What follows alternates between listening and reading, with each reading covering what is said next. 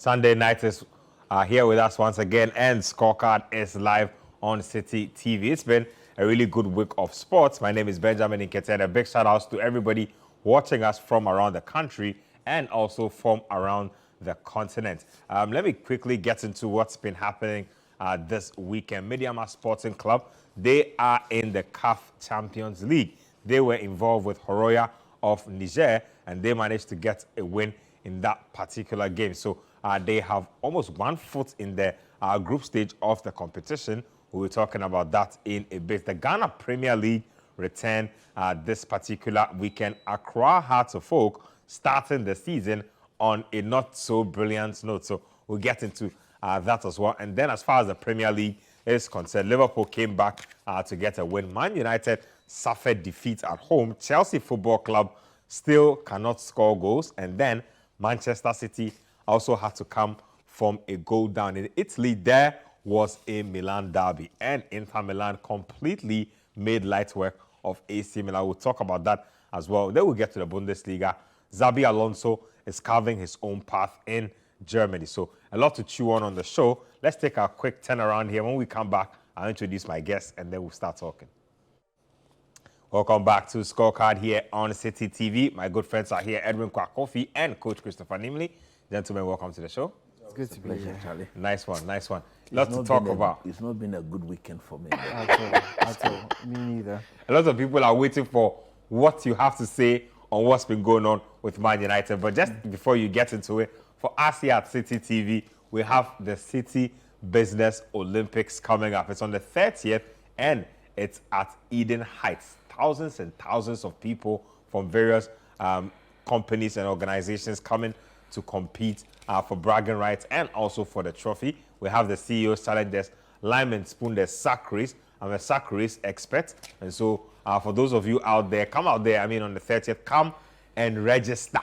Come and register for the Business Olympics. There you have it. Look at those pictures. There's an indoor basketball court, indoor volleyball courts, the tug of war happening there. So a lot to talk about as far as the Business Olympics is concerned. Let me ask Edwin real quick. What's your favorite sport or activity at Business Olympics? Look, I'm always a fan of the basketball. That's where my eyes will go and be. And I love the quality of basketball we saw at the Business Olympics last year. The court was amazing. An indoor court at Eden Heights. You have to be there to see it. And for companies, people are going to work tomorrow. They're going to be arguing over the weekend's results that, oh, Rashford should have, Pochettino could have. There's no should have, would have, could have. You come to the City Business Olympics and then you put your money where your mouth is. Just come and pay and compete and show everyone what those players you are complaining about should have done. I like that. They say come and show everyone what the things you've been complaining about should be. If you complain about Maguire every time, come and show your prowess at the Business Olympics. That's exactly what it is. But let's get into the sport, and let's start off with our first batch of highlights. Let's get into Accra Hearts of Oak, Ghana Premier League. They slipped up against Real Tamale United. Real Tamale United were at home in that game. And then we'll also check out Mediama versus Horoya. So Mediama is an African game. That is the game preceding the group stage. So if they can go all the way to their opponent's home and get a proper result, they are in the next round of the competition. Let's do back-to-back highlights. We'll come back in studio and discuss. So Richard Atta with a really comical error there to concede for Accra Hearts of Oak. Coach, snap thoughts. Accra Hearts of Oak begin the season. New coach Koopman is in charge. Same old results. You see, the people at Hearts of Oak, they tend to do the same thing over and over again. But anytime they repeat whatever they've been doing for years, they want to get sort of different result. It doesn't work out like that. Football has proven to be scientific. And if you are the team who thinks that the best way to go about your player recruitment is to recruit the players before bringing in the head coach to come and manage it, these are the things you get. But having said that, I think I watched the game to some extent, and believe you me, I think Real Tamale United should have won by more than a goal. It was so unfortunate that if you're a Hearts of Oak person, you look at the goal conceded, and you want to look at the questioning of Richard Atta, when did he become the number one choice of Hearts of Oak again? Look at the stature of the man. Look at his body shape. Completely out of sorts. And I don't know what the coaches at Hearts of Oak are looking at. If you have a goalkeeper who looks this big and heavy, come on, man. Completely out of You shape. should put him on a diet and get him to trim down. Because at the end of the day, look, there were so many blunders he committed in this game which we are not capturing. Yeah. But there was one where he came out of the goalpost not knowing what he was about. He couldn't run. All the RTU player needed to do was to run. The goal was the same thing. Just came out with no If conviction. he had stayed in goal, that was a catch and practice. You put me there, I'll just stretch my hand and then I'll catch that ball with ease. And at the end of the day, you want to look at the team Hearts of Oak. Yeah. Where do they want to go? Do they intend to win the league or they just intend to be part of the league? A big team of the stature of Hearts of Oak should be thinking of winning the league every season. That's why I like the mentality of Kumasi Asante Kotoko. Kotoko have never gone into any season thinking that they are not capable of winning the league. So you want to do things like a powerhouse in Ghana football. You want to do proper recruitment. You want to have a good coach in there. You want to demand certain basic requirement from your playing body. And the style of play should be very clear for everybody to see. Look, we've started the season again. And one thing that clearly we are going to battle with is the quality of our pitches. For how long? How many times? Year after year. I feel like seasons week after season. week. Look, week after week. Yeah. Look, this is supposed to be one of the best ground in the country. But I was told it rained. But even that, you could clearly see that the ball kept bouncing and bouncing and bouncing on every pass by any player, virtually making life very uncomfortable. The players' technical ability completely weighing off, taken away from them because of the difficulty in controlling the ball and getting to impact the game by your ability. Look, our league has started. We can only hope that we have learned from our mistakes. Look at what Mediama did today. Look at what Dreams FC are doing. We can only look at the performances of these two teams and begin to put our house in order. That look, if we can get domestically, if we can get it right, maybe, and put certain other measures, specifically trying to keep our best players in the league, trying to pay our players well and get them to stay in our league for 2-3 seasons. We can go out there and compete with the big boys in Africa. But for Hearts of Oak, if they don't rectify the basics, when I talk about the basics, stop the way they are doing things and do things more professionally. Richard Atta, in my view, I'm not picking on him, but in my view, his shape alone would not permit him to be that sort of goalkeeper that should be mounting the post of Hearts of Oak. Do things well. Don't favor anybody. Because I think they've got Alawa there. Ofori-Entry, I've forgotten his name, the former Kotoko and Legon FC he's the one you're talking about. Ofori-Entry, Alawa. He's there. He's also a very good goalkeeper. And I think the Hearts of Oak setup is going to get worse. Someone said, Coach Nimle, why are you saying that? It's too early. I reserve further comments. But we'll come back here to critically assess Hearts of Oak week in, week out. If you cannot go to Tamale and get a result and all of a sudden things are this way, then look, it's going to get even more difficult, and anything apart from making a statement in this league will be considered shambolic. And I have always said that the same criteria that was used to judge Bwedu by the board being led by Dr. Nyao Tamaklo, he said Bwedu, who won the league, won the FA Cup, was not good enough. We said, well, he was not good enough. He cannot. Any coach who comes to Hearts of Oak and fails to win the league should be sacked until Dr. Nyao Tamaklo and the board members, Alaji Kambi and co, come back to retract that statement that we want to give our coach the time to build a team for the future. I think if this current coach does not win the league, they should sack him. And then talk to me about Mediama Sporting Club. They got a 3-1 victory over Horoya today. They are this close to making it back into the group stage. Last team, Asante Kotoko, led by CAF Kono. That's been a while. I think 5-6 years Yeah, now. 6 Yeah, years it's now. a very long while. Snap thoughts on the game itself, the win, 3-1, very convincing win. Very should be able to see it convincing, very convincing. And I'm happy that Mediama have gone into this game. Recently, there's been a block in terms of our mentality. Our teams go into games on the African continent feeling as though they can't match up to other teams on the continent. Yeah. No matter where they come from, no matter which form they are in. They just go into these games with a mindset that, oh, we are underdogs in this game. We are probably going to lose because teams before us have lost.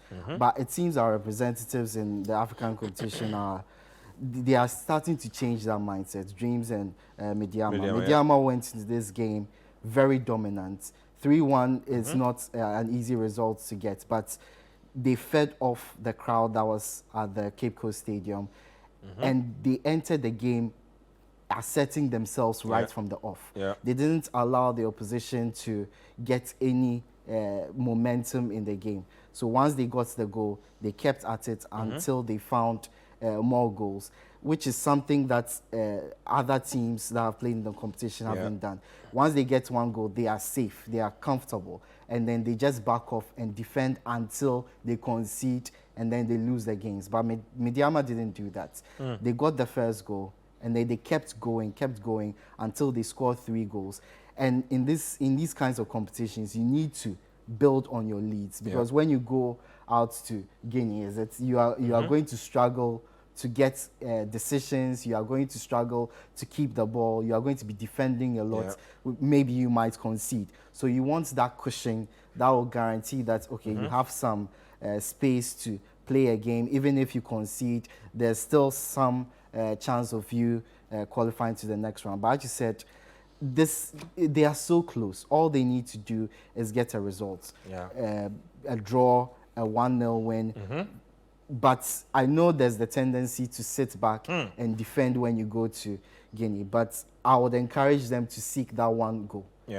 An insurance goal that will keep them, focused. You don't want to go concede and then be under pressure, because once a goal goes in, your player starts becoming nervous, and then a second goal goes in, and then they are all over the place. So, but I'm very impressed by how they've approached the CAF Champions League this season. It speaks well of our teams that they are taking these competitions seriously. They are preparing very well, even in not the most ideal of circumstances. They are not playing a lot of regular games, but they are going into these games with the right tactics, the right strategies, and they are getting the results. And I feel if this continues, who knows, we might be talking beyond the group stages into quarterfinals, semifinals, maybe. I'm sure they would love it, because the money zone is where the action is. Coach, snap thoughts on both teams. Dreams FC also won 2-1 against FC Cologne.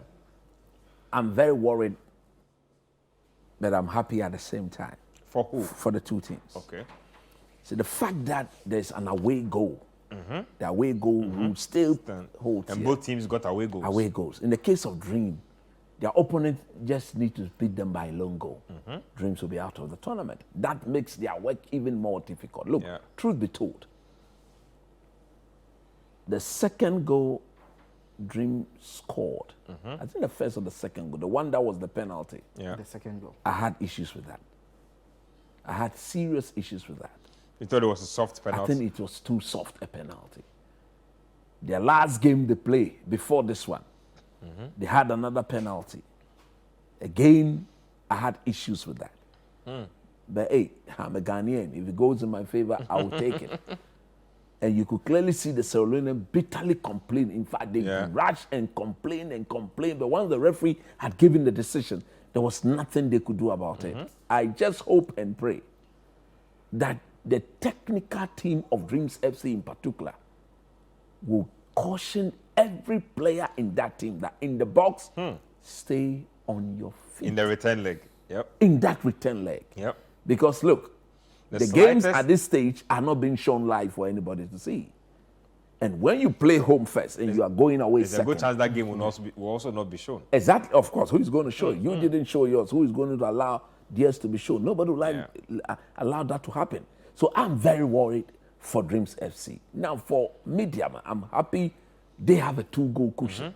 But again, they cannot sit and not be concerned. They have to be concerned in this because of that away goal rule. We know, like again, an away game, you concede very early, a dubious penalty, and you are out of it. Nobody will challenge that. So look, our hands are crossed.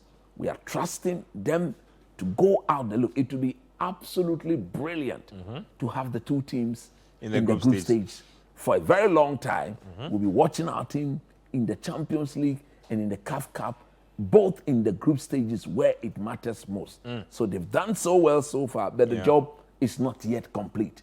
If you don't go out there to complete this job, then it means whatever investment you have put in it up to this stage, you've wasted your money. You've wasted your money. You've wasted our time, and you've wasted things that could have been done in a better way. You've wasted all of that. So they need to go into these 2 games and then make sure they do everything practically possible in footballing terms to qualify to the group stages.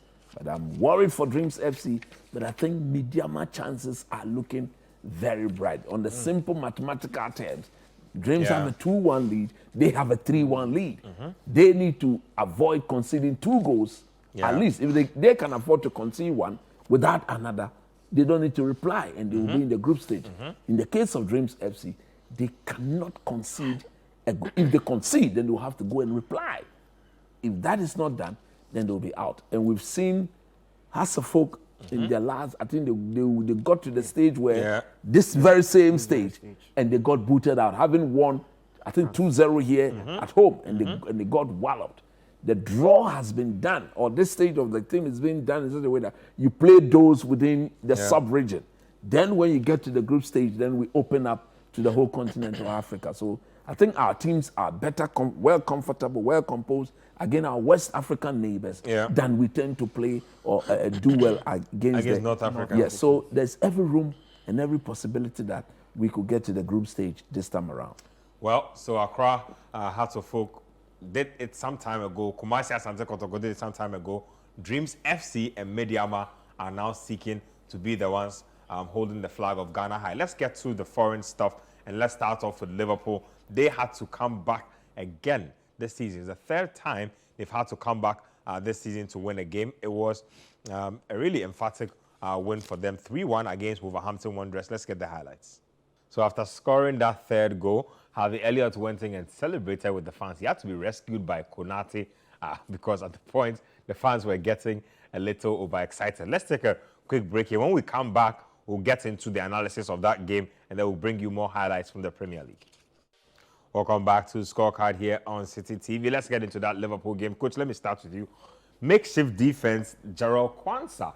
A young man in there, born, he has Ghanaian heritage, eligible to play for Barbados, Scotland, England, and Ghana. Very interesting. 20-year-old, 6'3" centre-back. Played in place of Van Dijk, who was suspended. Konate is just coming back from injury.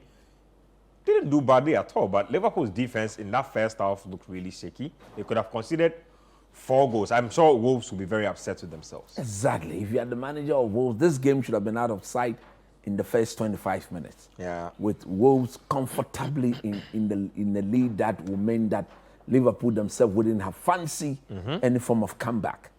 Look, truth be told, you want to blame Jurgen Klopp for the shape of the team. I think that if you are a manager and you don't have your first choice at hand, you can clearly see that maybe apart from Man City, they are the only team who's got 2 setups, with each setup being equally good or that good. So when the first setup is not on the pitch, then the guys who come to replace them, the standard is not dipped.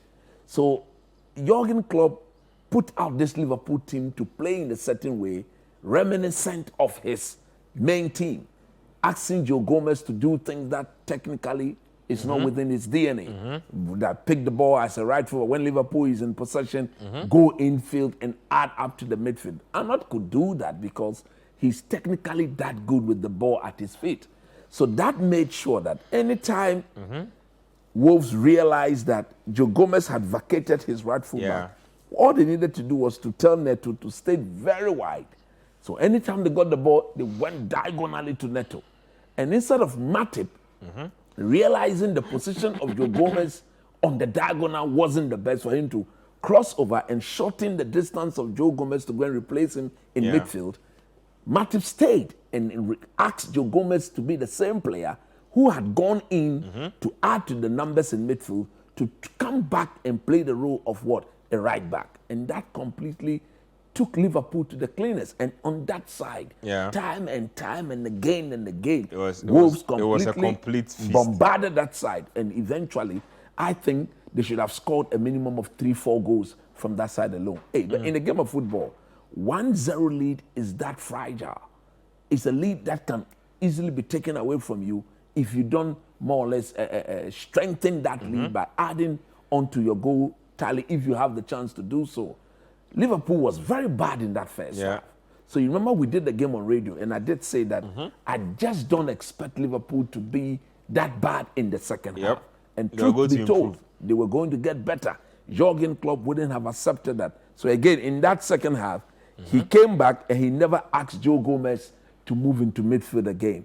One thing that he did so well again was to realize that Alexis McAllister, who had gone all the way to Argentina, traveled a very long distance, had problem with pace, had problem with the tempo of the game. Because look, from Europe to South America, back to another country in South America, and back home and back to England, the jet lag is something that would definitely have a toll. But even get injured if you play. And so when he took him off, that brought a bit more energy to the Liverpool setup. And Liverpool was chasing the look. Credit must be given to Mohamed Salah. We were talking on radio and we did say that he's a prolific goal scorer. But when he decides to pick the pass, he's often than not been very spot on. And look at the pass. You want to argue, let's say, the first goal, it was a shot across. But that Robertson goal, the pass, for him to have seen that pass, and then the weight behind the pass, that is what good players or excellent players would do. That is the difference they make. I'm so much interested in the weight behind the pass. Another player would have put too much weight on it, and because Robertson had to run into space to meet the ball in front of him. And all he needed to do was to just put his foot through it, and he did that superbly by our standard. Credit must be given to the Liverpool players because look, when most often after international break and these big teams come back, because most of them, their players are involved with their national teams, they tend to disrupt the chemistry of the coaches working with them and getting to prepare for the task ahead. I'm not sure that Jurgen Klopp had more than 2 days to actually work with this team to prepare for Wolverhampton and all the other managers who had the core of their teams go for international breaks. So for them to have come back from a goal down to win 3-1, credit must be given to them. But one thing that also they will have to admit that if Wolves was very clinical, like Brighton was against Man United, there wouldn't have been any comeback for Liverpool. So it's a good win for them, but they need to improve defensively. Eddie, your takeaways from that game? Look, I'd like to highlight Szoboszlai for Liverpool's equalizer. And I think that is why they bought him. Could you imagine James Milner or Jordan Henderson running through the midfield, just bursting through that midfield to create that chance? No, you couldn't have last season. That Naby Keita is the closest player who could have done that for Liverpool, but he would have probably pulled something making that run. So that buy of Szoboszlai has been very important. You not only have a player who can control that midfield, you have one who can drive through the midfield when things don't seem to be going well passing-wise. You have a player who can shoot from range, and you have a player you can depend on. And I think that's most important. On Salah, I think his goal-scoring responsibilities have been reduced because Liverpool have so many options up front. Cody Gakpo, who can score goals. Diogo Jota. Luis Diaz, who I still maintain has been Liverpool's best attacking threats this season.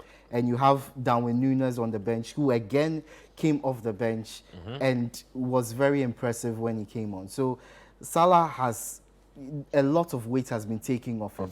So he has more space, more time to start picking out passes. And I've always maintained Salah is a fantastic passer of the ball when he's given space. So Wolves allowing him so much space, we are not going to see that from the biggest teams in the Premier League this season. For Liverpool, they will definitely be concerned that it seems this season in particular, they are not imposing themselves right from the start. Jurgen Klopp teams always impose themselves from the start. If they had faced the better team, there would have been no way back in this game. There would have been no way back. We saw that against Bournemouth. We've seen that against. We saw that against Chelsea. Yeah, we've seen that against Wolves too. And in those games, it worked. Coming back worked out. They were able to come back already. Yeah, they were able to 5 game weeks. Even against Newcastle, they were under the cosh for a lot of that game, but they recovered. However, you are not going to recover against the very best in the land. You are not going to recover this well against a Man City, against an Arsenal, against probably a Brighton. So they need to watch how they start games, because it's definitely, they've definitely found a recipe to recover from going down by a goal, not starting well. But eventually it's going to catch up with them. And for a Liverpool team that's chasing after Man City, who are perfect in the league, you can't afford these slip-ups. Can't afford the slip-ups. Let me read a few tweets coming in from Twitter. This one is from St. Pierre, or at Fresh P. He says, my weekend has been ruined thanks to Man United. Because of them, Yanum Kasamenim by heart. And as for Rashford, he needs to put a stop to his selfish attitude, else Højlund might just be another Vegas. Regards to coach, okay? Kwejo Halifax says, God bless whoever thought of recruiting Soboslai. So, hashtag scorecard. Do send me more thoughts on Twitter at Kojo Nketi. I use the hashtag scorecard. Let me get to the next batch of highlights. Let's get to that Manchester City game. They also started the game on the back foot. They were down by a goal. Some way, somehow, they managed to win big. 3-1 is out. And then we'll check out the miracle of Spurs. So Spurs were losing their game by the 90th minute. Some way, somehow, they also managed to get 2 goals. And guess who got the equalizer? Richarlison. Let's get to back-to-back highlights. We'll get to back in the studio and then we'll discuss. So like I said, by the 90th minute, Tottenham were losing that game. They managed to find 2 goals in 4 minutes in time added on. So really, really interesting result there. Let's talk about Manchester City though, first of all. They are doing really good things. Jeremy Doku's hit the ground running. Looks very scary if you are a fullback to go up against. I saw what he did with Kufal this weekend. I will not be happy to play him. You shouldn't be, no, but maybe Wan-Bissaka will fancy himself against him. Yeah, because truth be told, he's the only right back I could see dealing with it because of the way he also goes about his defending. But having said that, look, these guys they're going to take some beating, isn't it? You just don't know how. They don't even look like they are in their best shape yet. And they look this scary. They went a goal down, and there was absolutely no need to panic. No. It's because one thing about the team is this. Tactically, they are aware. When you look at Man City play, there are times where in passing the ball, their players don't look. Because they know once the system is in operation, I need not look for you to be there. With regards to where the ball is, everybody has a movement that they make. Yeah. These are things that are perfected during training. So Pep says that when the ball is in the middle of the park and we are in possession, this has to be the movement. This has to be the off-the-ball shape of the team. Because if you look at them, Bernardo Silva, Rodri, and Co, when they are passing the ball, they are not looking. They are just rolling the ball in space for the player to pick the ball in their stride and then go punish the opponent. And for me, that has to do, it is a clear indication of a coach who's been there for close to 7-8 years. He's been given the time because he's been that successful to build a system that looks very, very dominating and very, very fearful. You watched this game yesterday. West Ham as a team knew that technically they don't have the quality as Man City. So they needed to sit back. If I have a team like that, I will do likewise. So they sat back, defended very deep, and waited for their moment. They got that one moment on the counter-attack, and Ward Prowse, so far I think he's been the signing of the season from the end of West Ham. Yeah. He's done well in every game. He's gotten better and better in every game. And that was a brave goal to have taken. But look, Man City 1-0 down in first half. Second half, within 2 minutes, parity restored. It tells you what has gone on in the dressing room. It tells you that the coaching staff of Man City had sat down, they've looked at where the problems were, and they've outlined the solutions to the problems to their team. So the players now buy into it, walk onto the pitch, and immediately let's go and do what we've been asked to do. It paid off. And you could clearly see, one, they got that equalizing goal. Yeah. They took control of the game. A game that, don't get me wrong, they were already in control in terms of possessing the ball. But I also believe, and I've always said on so many occasions, that it is normally, you don't need to be in possession to be in control of the game. But unfortunately for West Ham, when they got pegged back that early in the second half, the shape of the team just went away. And that is where I felt that David Moyes should have reminded everybody, it is 1-1, not 2-1. So stay in your shape and let's do all the good things. They just reclined. They just reclined and allow Man City to be picking the... If you look at the first goal, if you look at that, the third goal in particular, the space, it was 3v2. And these guys, they will punish you for that. But look, you spoke about Jeremy Doku. I wish he was playing for the Black Stars of Ghana. Jeremy Doku, from the way he plays this game, I think Pep will fancy him more than Jack Grealish.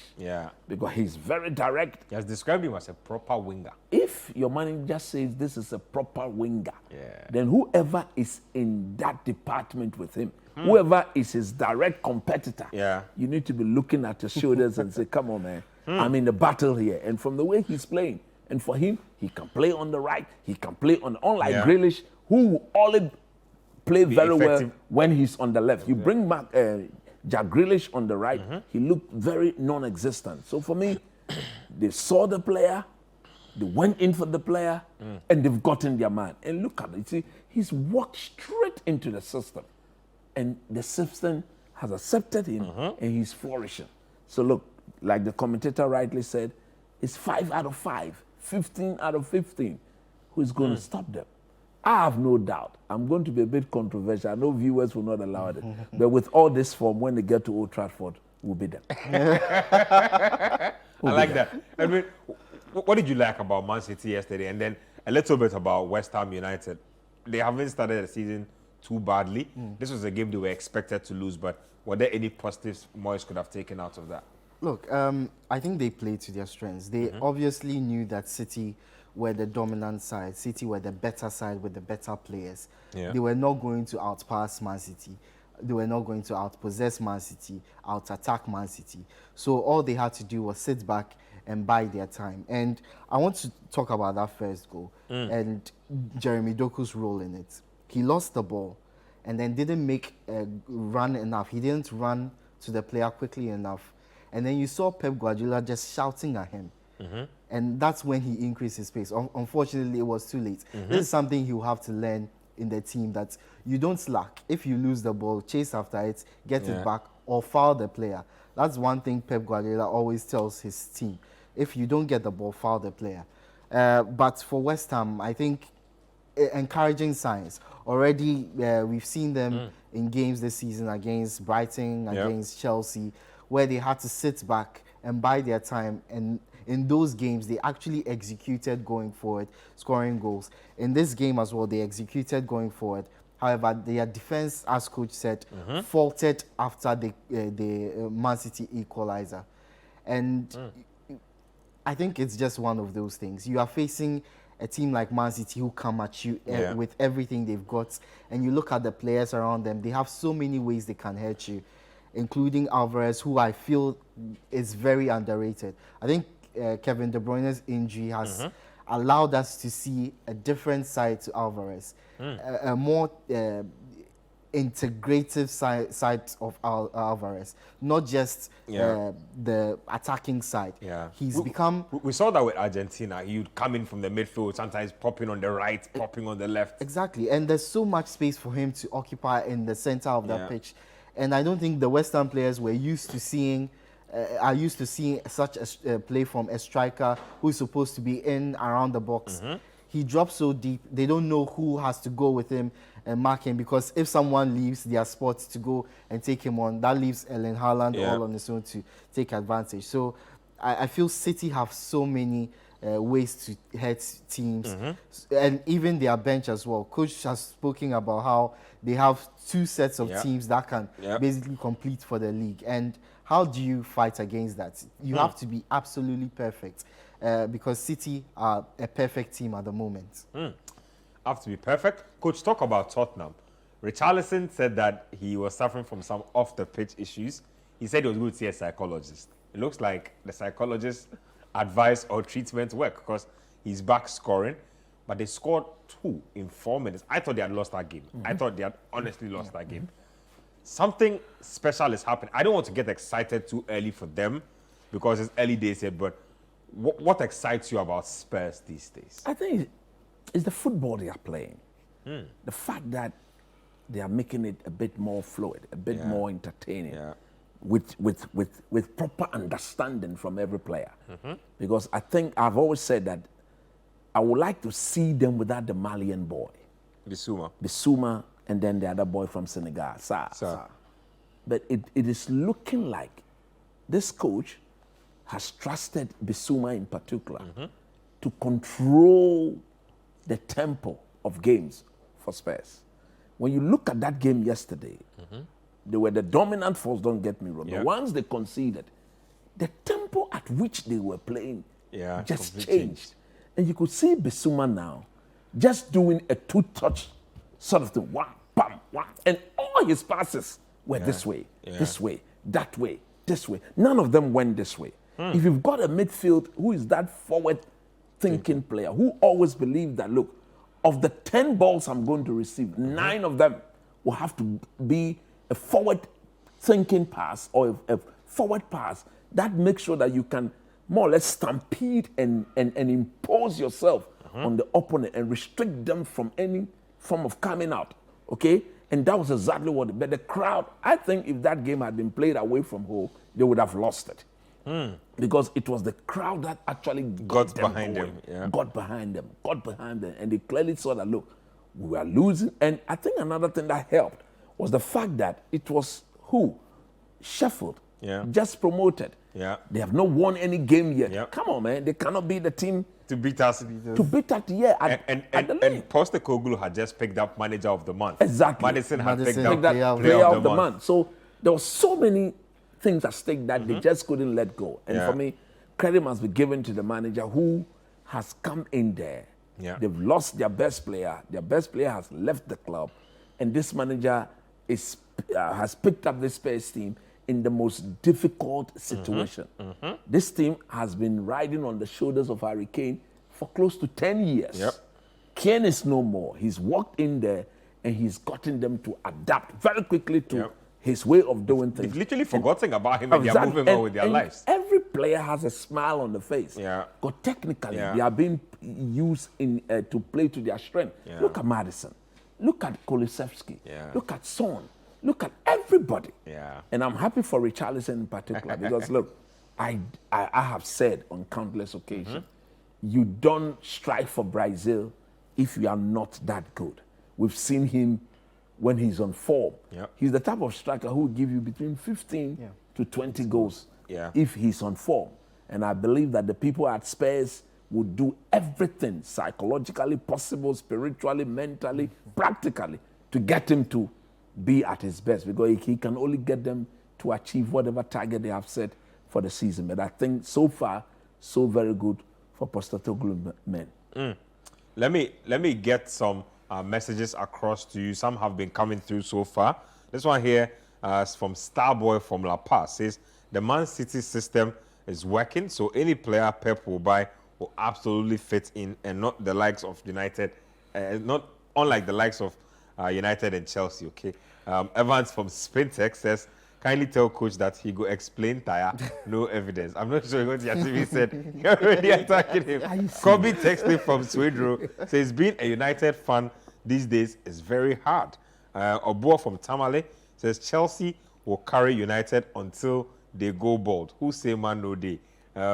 This one here says that Rashford's selfishness, wrong decision making, and laziness cost us way more than it pays off with a few goals he scores. It's sad how some fans can't understand this. King Selassie from Adenta Pantai.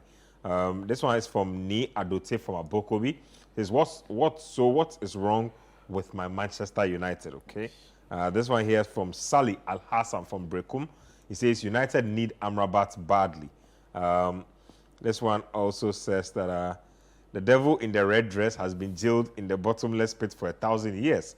Man United cast like the economy. Okay, interesting. Peter Parker from Jolu with that one. Let's get more highlights in. We have a couple more to show you a few games that came to Chelsea Football Club. They might need me to strike at this point because I don't know what's going on. They just can't put the ball in the back of the net. So let's get that Chelsea highlights, and then we'll get highlights of Arsenal, Everton as well. Arsenal hadn't won at Goodison Park since 2016, 2017. They found a way to make it happen. And a really well-worked goal by Arsenal to break their recent hoodoo at Goodison Park. So 3 points in the bag. Mikel Arteta will be very happy against a team that he himself played for some time back. So let's take a quick break here on Scorecard. When we come back, we'll get into analysis of Chelsea. We'll talk about Arsenal as well. And then we have United versus Brighton. We haven't forgotten. Stay with us here on Scorecard. Welcome back to Scorecard here on City TV. Anyway, let me start off with you. Let's talk about Chelsea, AFC Bournemouth. Chelsea will be asking themselves, really, what do we have to do again? Because Jackson, yes, he scuffed at his shots, but that hit the post. And then there was the Raheem Sterling ball as well. Conor Gallagher, point blank range save. I mean, at this point, I won't blame the coach because the coach's job is to instruct you or get you to create chances that you can put away. He cannot put the chances away for you. Well, the coach's job is also to put the right players in the team who can score goals. So, but unfortunately for Pochettino, the team today he put out, I'm talking about the bench in particular, there was nothing he could do about it. So many injuries, players. He had what, 14 players fit? Yes, 14 players fit. I think of the players who started on the bench, only 3 of them had played at least one senior game for Chelsea. Wow. The rest were kids. And once things weren't going well against Bournemouth, there was hardly anyone you could bring in. He brought in Chilwell, who he didn't start. He brought in Cole Palmer and Maatsen. And those are not difference-making changes. He actually had to leave Sterling on the pitch, who was exhausted. You could tell that he could barely run anymore because there was no one to bring on for him. And I feel that Chelsea, I actually think Chelsea played well today. Yeah. They had a very good first half. In the second half, they got worse. And that emboldened Bournemouth to come into the game. The problem with Chelsea isn't creating chances, as you said. In the previous game against Nottingham Forest, they had 21 shots on goal. Just 2 were on target. In this game, the shooting was definitely better. They had 14 shots on goal, but 6 were on target, which means they were actually hitting the target, but somehow couldn't find the back of the net. And you can blame the coach all you want or the players for not taking the chances, but you have to credit Bournemouth as well. They came into this game with a very good strategy. Defend deep, allow Chelsea possession, and attack on the counter. Unlike other teams like Everton, who just sat deep and then hoped Arsenal would gift them a chance. They actually had a plan for countering, for transitions, for going at Chelsea. And there were moments where they almost got goals, but for the ingenuity of some of the Chelsea defenders and Sanchez in goal. There are worrying signs for Chelsea that they can't seem to find the net. This is 2 games in a row in the Premier League against Nottingham Forest and against Bournemouth. And these are teams that you are expected. I'm sure Pochettino had banked his 6 points in the bank. 2 years ago, this Chelsea team would be winning 6-0 against Bournemouth and Nottingham Forest. And in these games, they can barely get a goal. They can't actually get a goal. So definitely worrying signs. You can talk about the injuries. There are players who would definitely have started in this game, who would have made an impact offensively. Nkunku, obviously. Reece James is a huge loss for Chelsea. But there were still players on the pitch who could have got a goal. Raheem Sterling should have taken a chance in the first half. That free kick was very unlucky. But aside that, he didn't offer enough attacking intent. He didn't offer enough support for Nicholas Jackson. And again, Jackson was left isolated. In the first half, there was a partnership brewing with Mykhailo Mudryk, but then that fizzled out because the Bournemouth players figured it out. They figured it out very quickly and were able to stifle that out. After that, there was hardly anyone who caused problems. Gallagher had a couple of chances. People might say that he should have taken them, but they were very difficult chances to take. One just hit him without any chance of him making good contact on it. The second one, I think he actually got in a good position to score. A fantastic save from Neto. You can't account for that. If the goalkeeper of the opposing side is good, he is good. Chelsea should have got a number 9, a proper number 9 in the summer. I've always admired Jackson and how he plays, how he links up play, but he is not a player, a poacher who stays in the box, takes chances, and is able to make things happen when the supply isn't coming. And we are going to get to that, but I saw Vlahovic in action for Juventus, and this is a player that Chelsea could have got this summer if things had gone well. And that is exactly the player that the Blues needed. That is exactly the player that Chelsea struggled. Coach, just quick advice for Chelsea before we talk about Arsenal. I think there's no need to panic. The supporters should understand that it's a transitional period. It's going to take time. They've bought. So they need to believe in the process. They need to believe in the process. As for I think 1 or 2 buys should have been channeled to solving certain positions. And top on the list was a proper number 9. I have already said that I don't think they'll make top 4. They'll be very lucky if they even get anything close to a top Europa 6 or a Conference League because of the sort of purchases they've made. Raheem Sterling, Nicholas Jackson.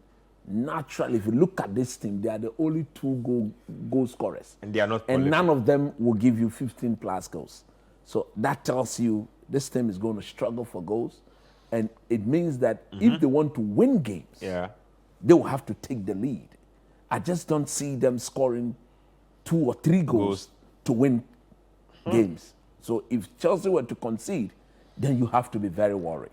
And for me, they just have to give Pochettino enough time, space to do his job, and everything will be okay. Arsenal won for the first time in a long time at Goodison. Havertz did not start. You could clearly see the impact because he virtually slows them down.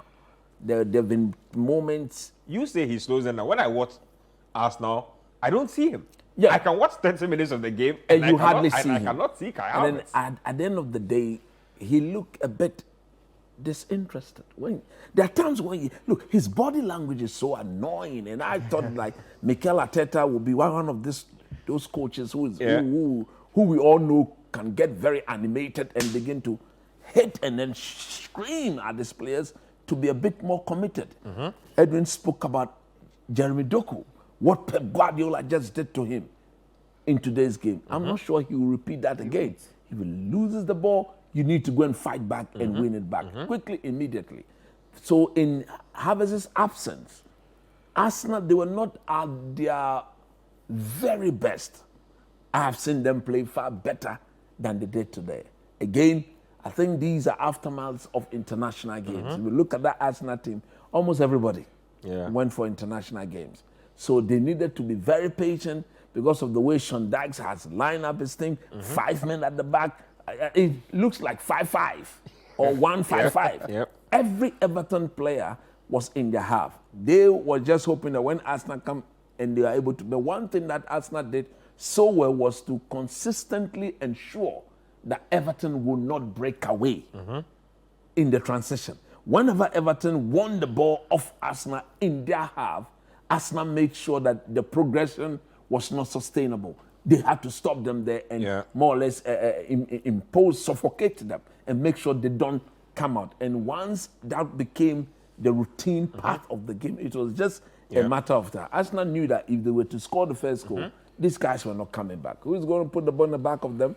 Who's going to score for them? They don't know. Calvin Lewin, he's been out. He got introduced today, but you could clearly see that this guy is not match fit. He's not even the same again. This league will need Arsenal. This league will need Liverpool. To some extent, Spurs. I mentioned to some extent Brighton. I'm not mentioning Chelsea and Manchester United for now. They are still early days yet. Some form of competition will have to be given to Man City. No two ways about that. So me, personally, I was very happy that Arsenal won the game today because they need to get closer to Man City. Man City cannot, at this very early age, begin to open an unsurmountable gap where the others will... Because they are that good, if the thing becomes so wide, you just begin to throw in the towel at this very early age, and we don't want that to happen. Well, let's go to Old Trafford, and let's check out Manchester United. They hosted Brighton and Hove Albion, and I'm going to tell you that now Brighton have beaten United in their last 3 meetings. So that's what's going on. It was home and away last season. They've come to Old Trafford and done it again. They must be feeling that they can do the double again this campaign. United is not a happy place if you are a United fan at this point. Let's check out the highlights of this one. So Man United losing by 3-1 at Old Trafford. It's not the start to the season that they wanted. Coach, what does Ten Hag do now? I mean, Champions League action coming. It looks like the games are coming thick and fast. And it's a Bayern Munich of all teams coming home. A bad defeat, and the team's confidence could crash. It's a Bayern Munich away game. Man United goes to the Allianz Arena on Wednesday in the Champions League. And that is going to be a very difficult game, truth be told. But look, at the end of the day, it is what it is. You need to quickly put this defeat behind you. Because if you look at the games that are ahead of you, you can only... When you're a coach and your team lose a game, you quickly crave an early opportunity to get that behind you. So that is exactly what they will be hoping for. I listened to Ten Hag, and look, he was so spot on. We could have done better. In that first 25 minutes, I think if Rashford had been a bit unselfish, Man United should have taken a 2-goal lead before Brighton would have even settled down. Whoever watched the game clearly realized that Brighton first goal was clearly against the run of play. United had dominated, had imposed themselves, and had created chances upon chances. And unfortunately, all the chances fell to one player who wouldn't raise his head to lay the pass for any other player to score. And in this game of football, it is fine margins. Brighton in that first half had 1 shot on target. They scored from that. In the second half, their very first shot on target, they scored from that. Before they scored in the second half, United had created another chance, falling to Marcus Rashford. All he needed to do was to do a pull out. He went for goal and then hit the side netting. Brighton recycled the ball and then they ended up putting the ball in the back of the net. Credit must be given to them. Look, they are a proper footballing team. They understand what Roberto De Zerbi expects from them. So if you are playing against them, one thing that is guaranteed, they will create chances. And if they are that clinical, then they'll beat you to it. So you yourself will have to make sure that your chances created should be put to good use. Look, tactically, Ten Hag went diamond. And I think that worked until United conceded the second goal. Not the first goal, but the second goal, I believe. Now, in the diamond, Marcus Rashford in particular needed to anticipate the pressing of Rasmus Højlund better. Because the two of them was there, more or less Bruno right in the middle of the two of them, tactically preventing Brighton to pass the ball into the channel. So Brighton needed to go wide. That was why Tariq Lamptey and the other right back kept the game very stretched. Now, in doing so, McTominay and Eriksen should have been per the shape of the diamond. These two players should have been the one taking care of the Brighton fullback. They didn't do that. And shocking was McTominay, because in terms of age, energy, physique, he was against Tariq Lamptey. Tariq Lamptey kept running past him, as if he was not there. Yeah. People are talking about Carlos Casemiro. If United had Amrabat fit yesterday, Casemiro wouldn't have started the game at all.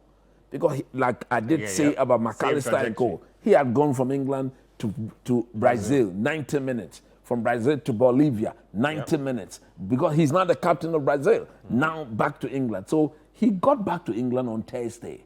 He didn't even train on Thursday. He just did some shake-up on Friday, and he was in the game.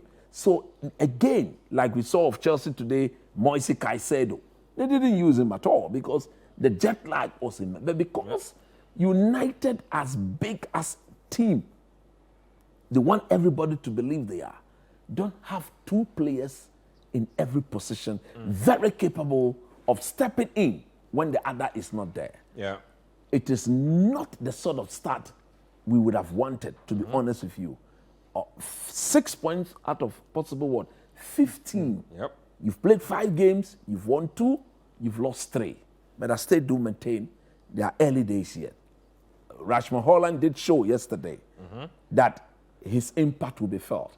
I cannot wait to see Amrabat partner Carlos Casemiro and see how it goes. I think once Amrabat comes into that team and adds some bit of finesse and energy and bite, a bit more tenacity to whatever Carlos Casemiro is doing, I think United season will do a turnaround.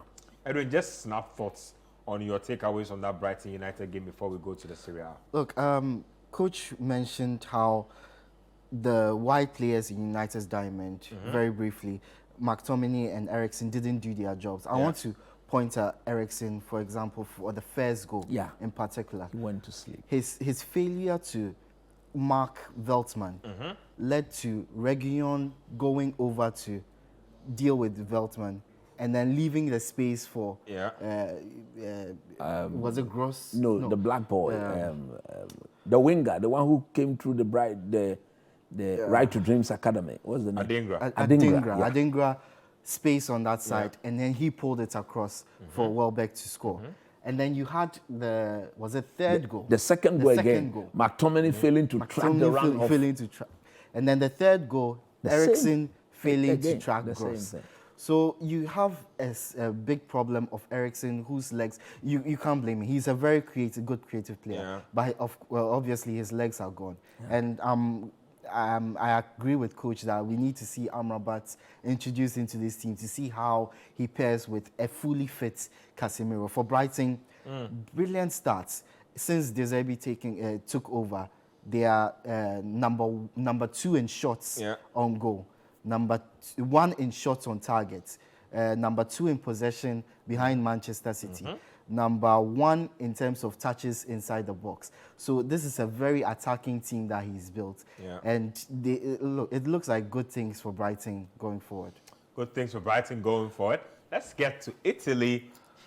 Supposed to be one of the biggest games in Italy. Well, Inter Milan made sure that this game was no competition at all. AC Milan, really shocking. They lost the game by 5-1. I'm not sure what the Milan ultras think about this one, but it was not pretty. We'll try and see if we can bring you Juventus versus Lazio as well in back-to-back highlights. We'll come back in studio and discuss. Coach, let me start off with you. So AC Milan, after doing a lot of recruitment, I thought this would have been a more respectable game. 2-1, 1-0. I mean, you can always lose a Milan derby, but to lose 5-1? I think they show lots of inexperience. Don't forget, it's a pretty young new team. They got carried away by the moment. The moment Inter hit them, the first goal, they should have just calmed down because the first goal came very early.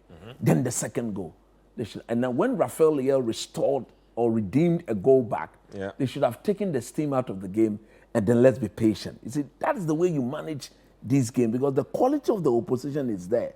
If you allow them space, they'll punish. And most of the goals Inter scored, especially the third and the fourth and the fifth goals, were goals created because AC Milan were completely shapeless. And once you are shapeless in a game of football, defensively, you pay the price. The Italian league is looking very interesting this time. Juve is back. Yeah. Napoli is there. Inter is Yep. there. AC Milan have Roma lost, tonight, they've 7. lost about 5 games to Inter Milan this year. The Champions League, the Milan derbies.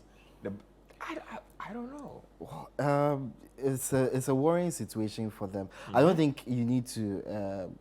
They need to panic about this. It's just one game. I know it's a big loss, but they've been playing well so far this season. All they need to do is, as coach said, put it behind them, move on to the next game. For a team like Juventus, who were basically ruled out of the Italian league, contesting for the Italian league, they've come back really strongly this season. And you look at the team, it's filled with players who are either Premier League rejects or players who were rejected by Premier League teams. Rabiot, who the United fans didn't want.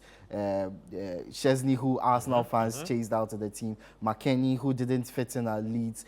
But they fit into this system with Allegri at the helm, and I think they could be doing good things this season. Well, doing good things indeed, and I'm sure if Chelsea fans were watching Vlahovic in that Juventus game, they would probably be telling themselves, wow, we should really have snapped this guy up. Let me read a few messages to end the show.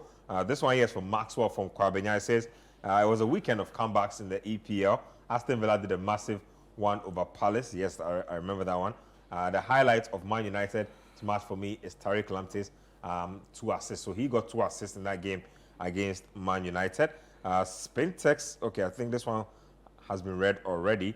This one says 9 injured players, 3 club statements, 2 suspects, 1 having a fallout with the manager, and 1 Maguire. This is the state currently of Manchester United. So you have a Bayern Munich game to play in midweek. So that's where all the attention turns now. Thank you very much, Edwin. Thank you very much, Coach Christopher Nimley. Thank you very much to everybody who spent time to send in messages and also watch the show. Same time next week, you find us right here on Scorecard.